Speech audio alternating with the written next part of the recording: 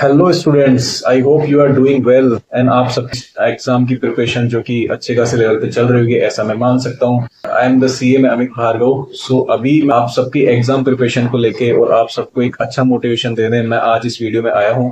सो अभी CMA exam जो कि आप सबको पता है जो कि 11 जून से लेके 18 जून तक कंडक्ट करने वाला है सीएमए इंस्टीट्यूट। इस बीच आपका 14 जून को सीएमए फाउंडेशन का एग्जाम रहेगा और 11 जून से लेके 18 जून तक आपके सीएमए इंटर और फाइनल के एग्जामिनेशन रहेंगे। अपने पास में कोई इतना टाइम बचा नहीं है जिसको लेके हम बहुत अपनी प्रिपरेशन को स्टार्ट से लेके यहाँ तक खत्म कर सके। सो अभी हम बात करते हैं अपने बचे हुए टाइम में हम कैसे एक अपना गेम चेंजर टाइम लेके आ सकते हैं, जिससे जो स्टूडेंट्स जो कि अभी स्ट्रगल कर रहे हैं कि हम कैसे पास हुए बच्चे कुछ दिन के अंदर, और जो स्ट्रगल जो कि केवल उनको ये डेडलाइन पता है कि हम आउट ऑफ अपने पासिंग स्कोर से थोड़ा सा कैसे ज्यादा स्कोर कर सकते हैं, जिससे वो एक सेफ गार्ड करके अपने आप को एग्जाम के लिए से प्रिपेयर कर सके। सो अभी यहाँ पे हम एक ऐसी स्ट्रेटजी को डिस्कस करने वाले हैं जिससे आपका मोटिवेशन जो कि पहले से नहीं था वो कि अब मोटिवेशन अब पहले से थोड़ा ज्यादा हो सकता है। और जो बच्चे जो कि अभी तक फेल होने की कगार पे थे या जिनको ऐसा डर लग रहा था कि नहीं हमसे नहीं हो पाएगा या इस टाइम को लीव आउट करें या फिर इससे एस्केप करके दूसरे टाइम पे जाओ, उनका डिसीजन थोड़ा सा चेंज हो सकता है। सो अभी सीएमए एग्जाम जून 25 को लेके मैं यहाँ पे आपके साथ एक 10 डेज स्ट्रेटेजी डिस्कस करने वाला हूँ जो कि आपके लिए गेम चेंजर साबित हो सकता है। हाँ फ्रेंड्स, ये एक गेम चेंजर टाइम आपके लिए साबित हो सकता है क्योंकि इन 10 दिनों में आप अपने रिजल्ट्स को कन्वर्ट कर सकते हो फेल टू पास और pass to in a good marks. Okay, so अपन डिस्कस करते हैं। अभी मैंने कुछ पॉइंट्स हाईलाइट किए हैं जिससे आपको थोड़ा सा एक आउटकम मिल जाएगा इस वीडियो का कि कैसे 10 दिन के अंदर हम अपने टाइम स्ट्रेटेजी को प्लान कर सकते हैं।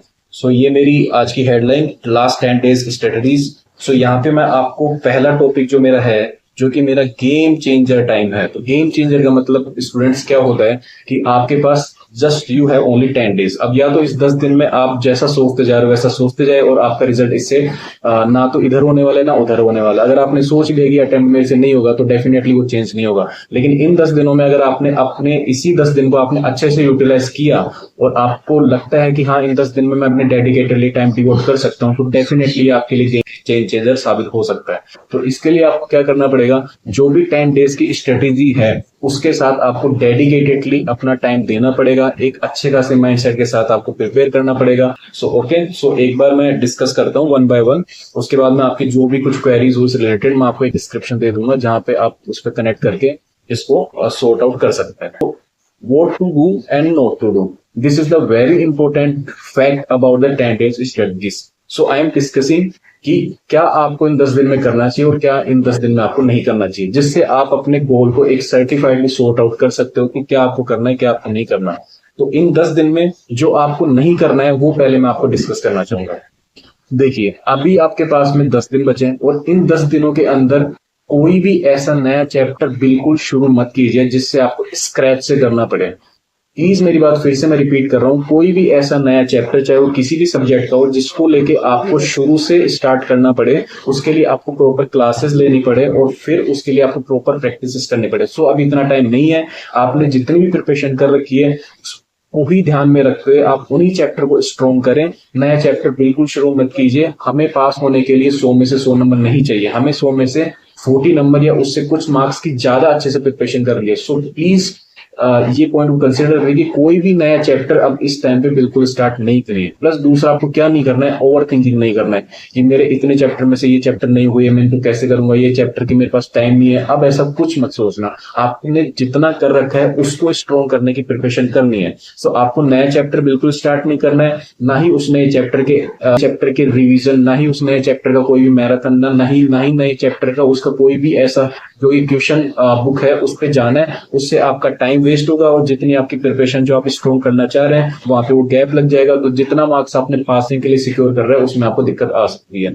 अब अपन बात करते हैं कि चलो ठीक है ये नहीं करना, तो अब ऐसे इन 10 दिनों में ऐसा क्या करें जिससे हम अपने आप को एग्जाम्स को लेकर और अच्छे से प्रिपेयर कर सकते हैं। सो मेरी आपकी पहली रिकमेंडेशन रहेगी कि पास होने के लिए 100 में से 100 नहीं चाहिए, पास होने के लिए 100 में से 90 भी नहीं चाहिए, पास होने के लिए 100 में से आपको मिनिमम 40 और मैक्सिमम जा सकते हैं तो आपके ऊपर है, वो आपके प्रिपरेशन के हिसाब से 10 प्लस ला सकते हो, 15 प्लस ला सकते हो, 5 प्लस ला सकते हो।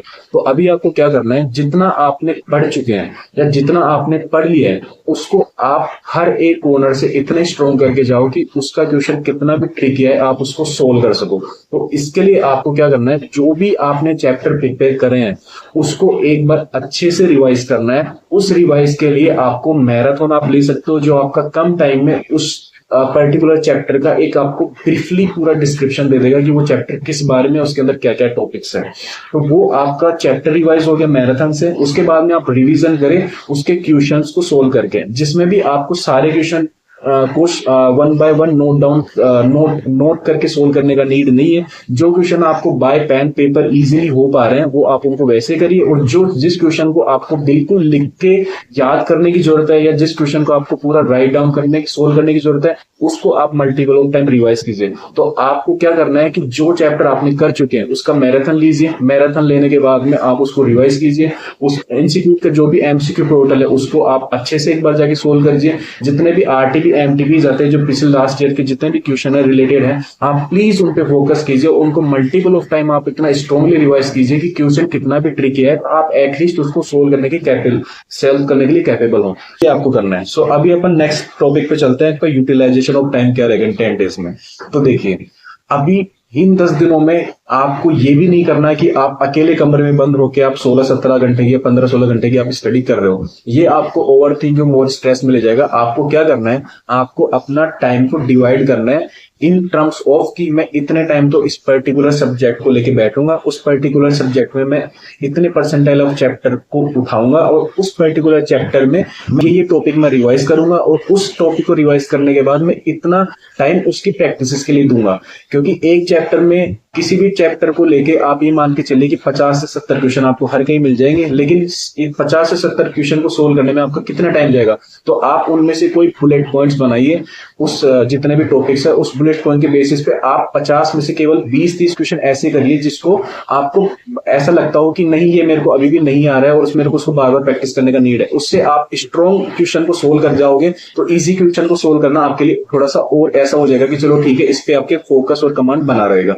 सो अभी आपको यूटिलाइजेशन टाइम ऑफ इसी तरह करना है कि पर्टिकुलर चैप्टर उठाया, पर्टिकुलर सब्जेक्ट का पर्टिकुलर चैप्टर, उस पर्टिकुलर चैप्टर का पर्टिकुलर टॉपिक और उसमें से पर्टिकुलर क्वेश्चन। यूटिलाइजेशन टाइम का मतलब यही है कि आपने एक प्लान डिसाइड किया है पर्टिकुलर सब्जेक्ट्स को लेके, 2 घंटे रिवीजन, 1 घंटे क्वेश्चन की प्रैक्टिस और 30 मिनट उसका फिर से एक क्वेश्चन का revision. That's all. So this is the all about the utilization of time.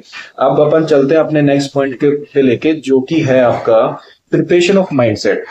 मेरे को लगता है कि इन ऊपर के 3 टॉपिक से ज्यादा सबसे इंपॉर्टेंट टॉपिक जो कि अब हम डिस्कस करने जा रहे हैं, प्रिपरेशन ऑफ माइंडसेट। देखो माइंडसेट का प्रिपरेशन लास्ट के 10-12 दिन में ऐसा होता है कि या तो जिसकी जो प्रिपरेशन चल रही होती है या तो उसको लेके ऐसा सोचता है कि अब मैं क्या करूं ऐसा जिससे मैं पास हो जाऊं, क्योंकि पहले पढ़ाई हो नहीं पाई, या फिर किसी का माइंडसेट ऐसा हो जाता है कि मैंने इतना तो मैंने कर लिया है, एटलीस्ट मैं पास हो जाऊंगा भले उसकी प्रिपरेशन बहुत अच्छी ना हो। तो इसको लेके मैं यही बोलना चाहूंगा, आपका प्रिपरेशन ऑफ माइंडसेट, आपकी तैयारी कितनी है पर्टिकुलर टॉपिक या पर्टिकुलर चैप्टर को लेकर उसके बेसिस पे होना चाहिए। इट मींस आपको 100 में से अगर आप 50 मार्क का कवरेज आपने हैंडल कर चुके हैं या 50 मार्क का आपको ऐसा है कि इसमें से तो कहीं से भी क्वेश्चन है मैं सोल्व कर लूंगा, आप प्लीज उससे आप लास्ट 50 से 55 या 60 मार्क्स तक का कवर करो और उसी को इतना फोकसली करो कि आपको उस चैप्टर की इतनी डेप्थ पकड़ में आ जाए, उसको चैप्टर को इतनी ग्रिप पकड़ में आ जाए कि आप उस चैप्टर में कहीं से भी क्वेश्चन आ जाए आप उसको सोल्व करने के लिए कैपेबल हो जाओ। तो आपका माइंडसेट ऐसा होना चाहिए कि अब मेरे को पास होना है तो मैं पास होने की ही तैयारी करूंगा। अगर मेरे को 100 में से मैंने 70 नंबर लाने तो 70 नंबर की ही प्रिपरेशन करूंगा, ना कि आप 70 की आपकी प्रिपरेशन और आप चाह रहे हो कि अब मैं रैंक की तैयारी करूंगा या आउट ऑफ 100 में से मैक्सिमम नंबर की तैयारी करूंगा। नहीं, अभी 10 दिन में जो आपने सोचा है उसी को इतना स्ट्रांगली प्रिपेयर करो। That's all.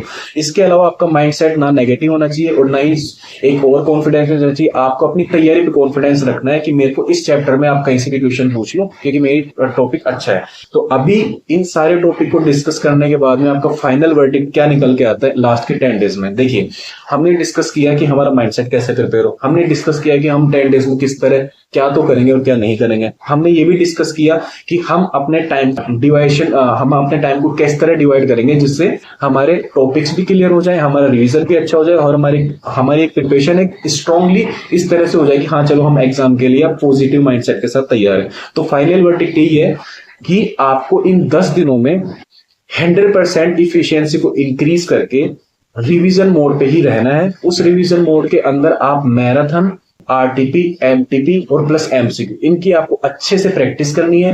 नया चैप्टर आपको बिल्कुल नहीं उठाना है। जितनी प्रिपरेशन आपने कर रखी है उसी को बार बार रिवाइज करके आपको स्ट्रांगली प्रिपेयर करना है। फाइनल वर्डिक्ट में इतना ही बोलना चाहूंगा, नया चैप्टर बिल्कुल शुरू मत करना, जितना कर रखा है उसको अच्छे से करना और प्लस हमेशा माइंडसेट में ये रखना है कि मेरी प्रिपरेशन अब अच्छी होने जा रही है और मैं अपने रिवीजन मोड के साथ आपको वो नेचुरली आपको कॉन्फिडेंस इतना आ जाएगा कि आपको एग्जाम को लेकर अब ज्यादा डर नहीं लगेगा। सो this is the all about from my side and I hope कि आप इस 10 डेज स्ट्रेटेजीज को थोड़ा सा अपने माइंड में थोड़ा सा लेके आएंगे। आप अपनी इस स्ट्रेटेजी के साथ में आप अपनी जो भी आपने स्ट्रेटेजी बना रखी है उसमें जो भी गैप्स है वो आई थिंक ये स्ट्रेटेजी आपको कवर कर देगी और आप इसी स्ट्रेटेजी के साथ में अपने लास्ट 10 डेज का अच्छे से प्रिपरेशन कीजिए। प्रिपरेशन करने के साथ साथ पॉजिटिव बने रहिए, किसी तरह का कोई ओवरथिंक मत कीजिए, स्ट्रेस मत लीजिए एंड मैं विश कर सकता हूं कि आप सब अच्छी प्रिपरेशन के साथ में अगले एग्जाम के लिए अपीयर होंगे। This is the all about from my side. Thank you so much guys for